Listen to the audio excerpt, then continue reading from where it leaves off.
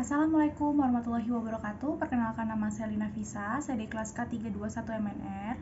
Hari ini saya akan membahas materi tentang SOP perusahaan guna mengampu tugas ujian akhir semester mata kuliah simulasi bisnis saya.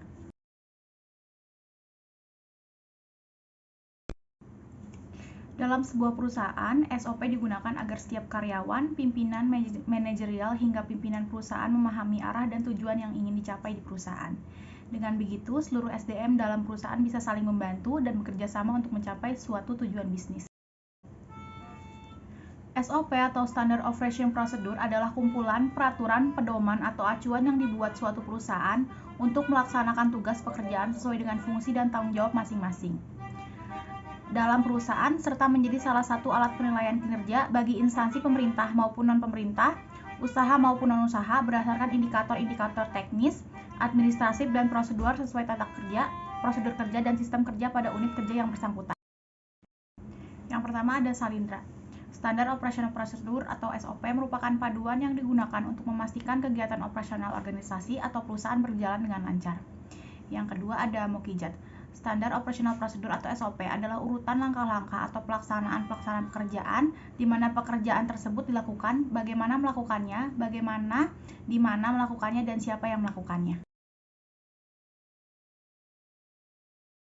Untuk manfaatnya sendiri, yang pertama yaitu sebagai standarisasi cara yang dilakukan karyawan dalam menyelesaikan pekerjaan khusus, mengurangi kesalahan dan kelalaian.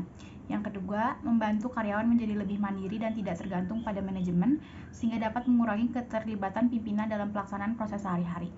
Yang ketiga, meningkatkan akuntabilitas dengan mendokumentasikan tanggung jawab khusus dalam melaksanakan tugas.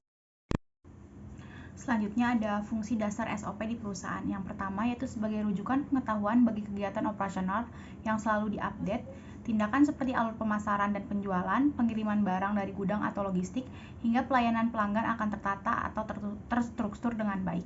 Yang kedua, arsip pelacakan kegiatan operasional, penilaian, dan perbaikan. Biasanya SOP memiliki formulir kerja seperti contoh, berita acara presentasi produk oleh para staf, marketing, bukti pengiriman, berita acara kunjungan, dan lain sebagainya.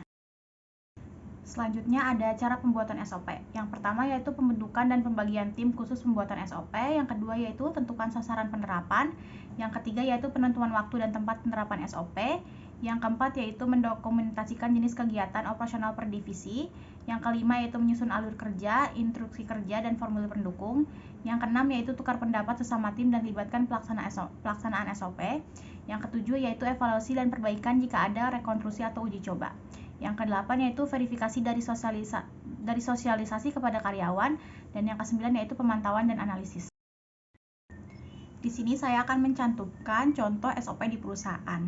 Contohnya seperti SOP di PT Merah Merdeka. Yang pertama yaitu karyawan masuk dari hari Senin hingga Jumat. Yang kedua yaitu pukul 9 semua karyawan sudah harus sampai di kantor. Yang ketiga yaitu pukul 12 sampai 13 siang semua karyawan diperbolehkan untuk istirahat, dan pada hari Jumat karyawan diperbolehkan istirahat hingga pukul 13.30. Yang keempat yaitu pukul 18 karyawan diperbolehkan pulang, dan bagi yang pekerjaannya belum selesai diperbolehkan untuk lembur. Dan yang kelima yaitu lembur di atas jam 7 akan dibayar sesuai peraturan perusahaan. Baik, mungkin itu saja penjelasan saya tentang SOP perusahaan. Kurang lebihnya saya mohon maaf. Wassalamualaikum warahmatullahi wabarakatuh.